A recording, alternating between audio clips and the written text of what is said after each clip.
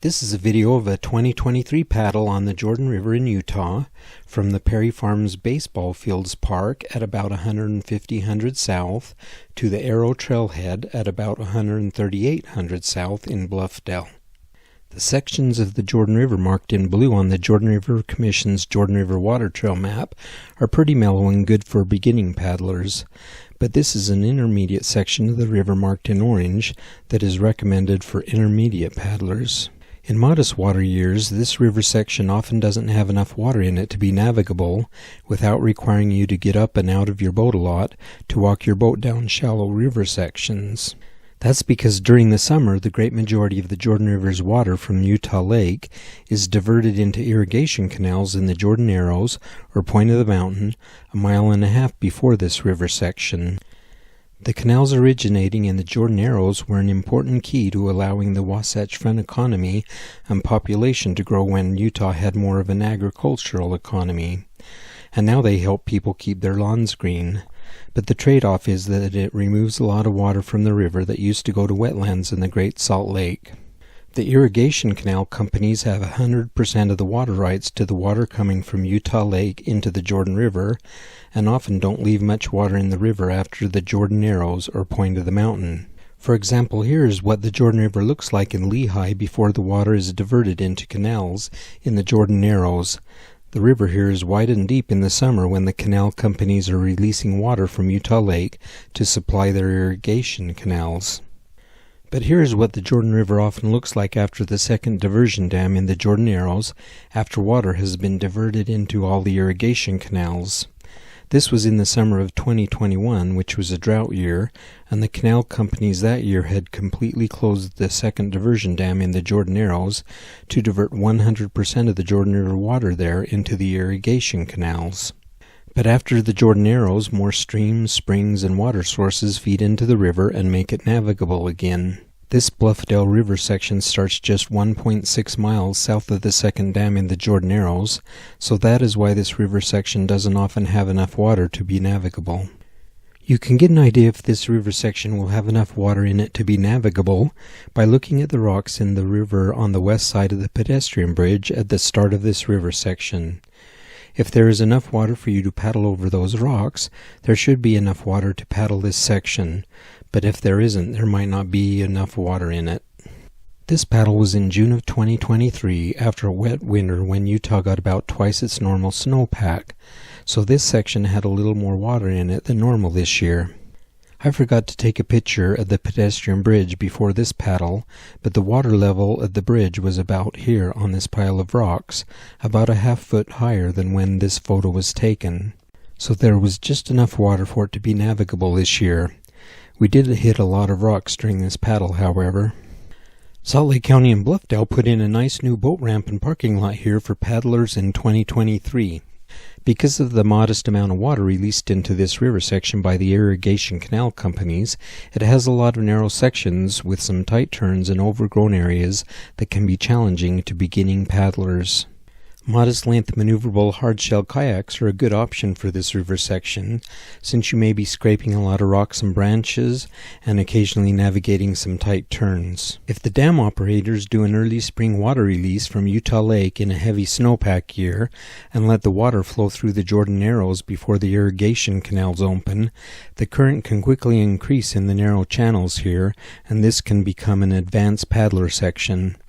But when the water levels are in the Goldilocks zone and not too low or not too high, this is a fun, beautiful section for intermediate paddlers.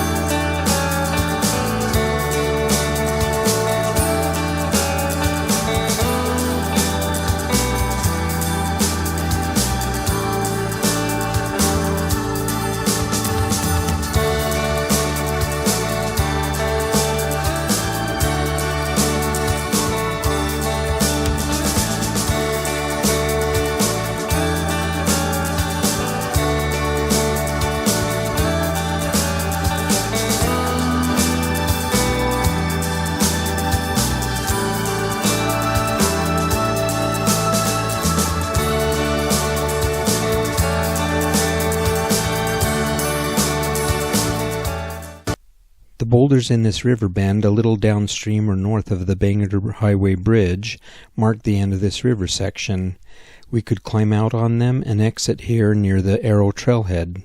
But because the Arrow Trailhead at the end of this river section requires a 0.6 of a mile portage to get to the parking lot, most people who paddle this river section opt to also combine it with paddling the next river section as well. The next river section is a beautiful section that goes through the 250-acre Galena-Sunkani Preserve where Native Americans used to live. This section is usually the first river section after the Jordan Arrows to have enough water in it to paddle. The next river section has a great takeout spot, the Draper Jordan River Rotary Park, that has a nice cement boat ramp, restrooms, drinking fountains, and convenient parking. But since this video is about the Parry Farms baseball fields to Arrow Trailhead River section, I'll end the video here, although this paddle did continue on that beautiful next river section as well. This paddle was hosted by the Jordan River Commission. Each September, the Jordan River Commission and cities and counties along the river host a month-long Get to the River festival, which includes many short-distance, family-friendly paddles. But in the spring or summer, the Jordan River Commission checks out the river and simultaneously hosts a series of longer paddles for intermediate paddlers that cover all the navigable sections of the Jordan River from Utah Lake to Davis County. This video is from a portion of one of those spring paddles. They are a great way to get to know the Jordan River.